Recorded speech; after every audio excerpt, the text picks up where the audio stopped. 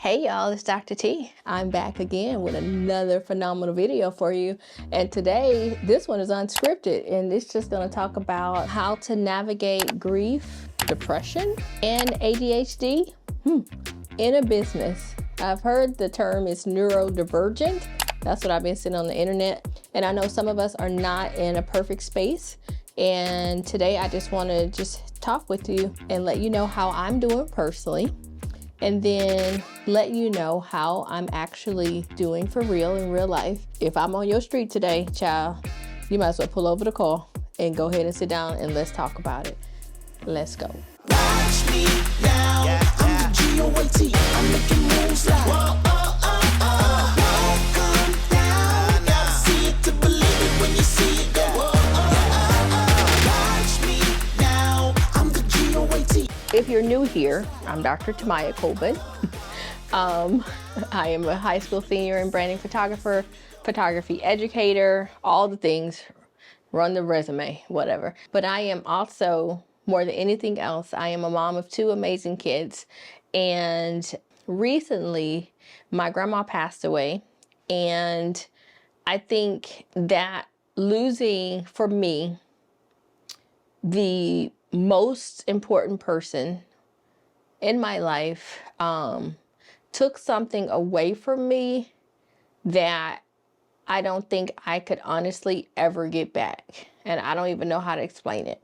So for me, losing her at 44 was like someone taking my life security blanket away from me, right? Because if I needed food, literally, I can go get some out of her refrigerator. If you need to wash your clothes, you go to your grandma's house. You need somebody to watch your kids, you take them to your grandma's house. And for me, that's kind of like where it's always been for me. And so her not being here now opened up this like gaping, horrifying wound that I have now. It's like a piece of me is missing. And so I took a break away from Instagram because I wasn't being true to myself and to my voice. I didn't want to post like a dancing video like, oh, 5 tips for such and such. 1, 2, 3, 4. I didn't have the capacity. I didn't have the energy. I didn't want to do that, right? And I'd almost wanted, I forgot who told me that, but don't put yourself in a prison or create a prison for yourself, right? That you literally put yourself in. So I did not want to be in a prison of content creation in the middle of grief. Like I didn't. So I just stepped away from it and said, you know what, I'll focus on something else that allows me to use my voice, which is this channel. And where I'm not like, oh, 5 tips that I didn't have the capacity for that. So I stopped. And the wildest part is this, is that she passed away on the first day of my photography conference, the photo cookout. And I literally walked on the plane knowing that when I came back, she would not be here. Like I knew that. And I had to be probably the strongest person on that plane for me and a community of people that I knew would have my back when I got there. But yeah, so I guess people don't really talk about like, well, how do you run multiple businesses and you're in the middle of grief, you're depressed, right? So one, I've been depressed for a long time, clinically. So I've learned to manage that. With medication and therapy, but this time, this was way different. This was like, I don't even want to talk to people anymore. Like this is heavy. I didn't want to pretend and I didn't want to like run away from it, if that makes sense. So typically for me, I will like make myself super busy, go start a new business. I will go do all kind of stuff so that I don't have to be like in my emotions. And this was one of the times that I said, no, I'm just kind of gonna be. And what I did was that I was so patient with myself. Like I was patient And I would tell people, because I'm in all these organizations, I would send a text message and say, I don't have the capacity to be on your conference call. Like, I ain't got it. Listen, man, like the best I got is showing up today. And please understand that when I get there, I did the best that I could to get to this meeting. I showed up, but I gave myself a lot of grace. Like I literally gave myself a lot of grace and a lot of compassion. And I started back meditating. I don't know his last name. Ross, he does meditations on Peloton. Like I love him. And then I got a Lululemon studio mirror, which I fell in love with. And I started doing stretches and yoga with Amanda on there. So that allowed me to like decompress in a different way, because my body, I noticed, was like going into, I don't want to say shock. And if you felt this, you know what I'm talking about, where my body was like, it was like in stress. I think that's how they say it. Your body's kind of like in stress, and you feel like, you can tell like you're not sick, but your body's like super anxious. I think that's how I'm trying to explain it. But I felt my body like shutting down into a space of where I was going to be sick. I did get sick actually, like twice, because I wasn't sleeping. So I had to go get some steroids, antibiotics and things to take care of myself. But the key, honestly, I'm not going to even lie, has been some yoga. I got the stretches. I got the meditations. I started taking vitamins, taking immunity tea. Oh, and therapy. So shout out to my therapist. But I started honestly like taking care of Tamaya. I stopped my mentoring program like at the end of November, because I couldn't even show up. Like I couldn't. Like I was present, but I was like, yeah, I'm here. So shout out to my coaches for holding it down.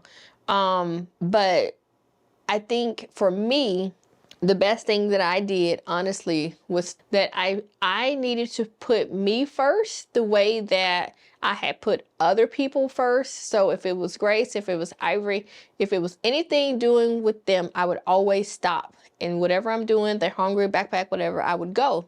And I would often put myself last. Well, in this case, in this season, I started to put me first and put my feelings first, and not allow like other people's stuff to become my stuff, and then understand that I'm human and I'm gonna make a mistake. I'm still grieving. I'm not gonna be perfect. And I think that's probably for me has helped me the most. It's being super duper compassionate for myself and giving myself all of the space and all of the time that I needed. And there's no timetable, because I asked somebody, I was like, well, when am I supposed to start feeling better? Like, shouldn't I be feeling better now? And what I've learned is that there is absolutely zero timeline for grief. There is no timeline. Stuff just come out of nowhere. You'd be like, yeah, I was having a good day. The next thing you know, you're crying in the car. Like, oh my goodness. You never really know when it's going to come and how it's going to come. You just, one day it just shows up. Sometimes morning, night, sleep, doesn't matter. But I was just super duper patient with myself. And the other thing about the ADHD part is that I seek help. And I know that this is going to sound very strange, but I seek help. Like when the things that I'm not good at, I ask for help in those spaces. I'm not good at doing work. I don't think the Lord Jesus Christ made me good at doing work. I'm a great visionary. I'm a great goal setter. I can make some plans, but executing them plans, not gonna happen. I got help at this agency. I had two. One is VA Tech. She's in Princess. She's in the Philippines. And shout out to Daniel, who's been with me for a while. And then also Time. I'll put the link for both of those agencies in this description. And honestly, Daniel at VA Tech with Princess, the owner, Daniel got me from, I'm not going to even lie, from October all the way up until now, because I couldn't type, I couldn't do anything. And he was typing for me. I was talking, he was typing. Now I'm in a different season, and so I have another lady helping me, and I got her from Time. And I'll put that link. I think it's an affiliate, so I have to tell y'all about that. But anyway, now when I give the idea, somebody else can come in and send the email to make sure that it goes out to the list. So get help. So I think that's all I have to tell you for today, is that regardless of how you're feeling, that it is truly okay to feel that way. And it's okay to put on your own oxygen mask first and actually say that. And oh, I forgot to tell you, I wrote down like a whole stack of affirmations, and it would say things like, I am worthy of success. I am worthy of the life that I live. I am beautiful. I am capable. I would say all these things to myself in the middle of this mess that I was going through called grief. So I would constantly affirm myself. I would love on myself. I would do yoga. I'm doing meditations. I'm seeing my therapist, and I'm getting help. And so if you sitting over there stuck, friend, you got to climb yourself up out this thing. And the only way you're going to do it is if you pick up the phone, call somebody and say, I need some help. Okay?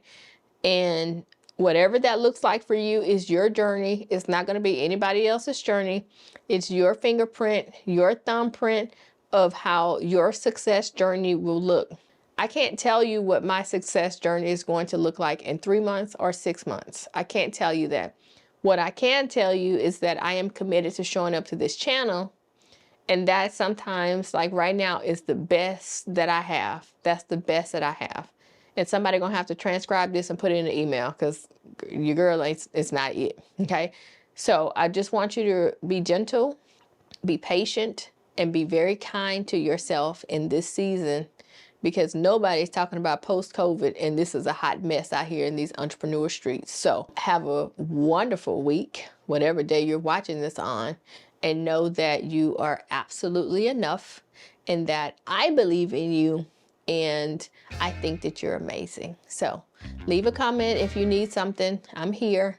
But today I just wanted to show up as my authentic self, not with a script, not with some get my download.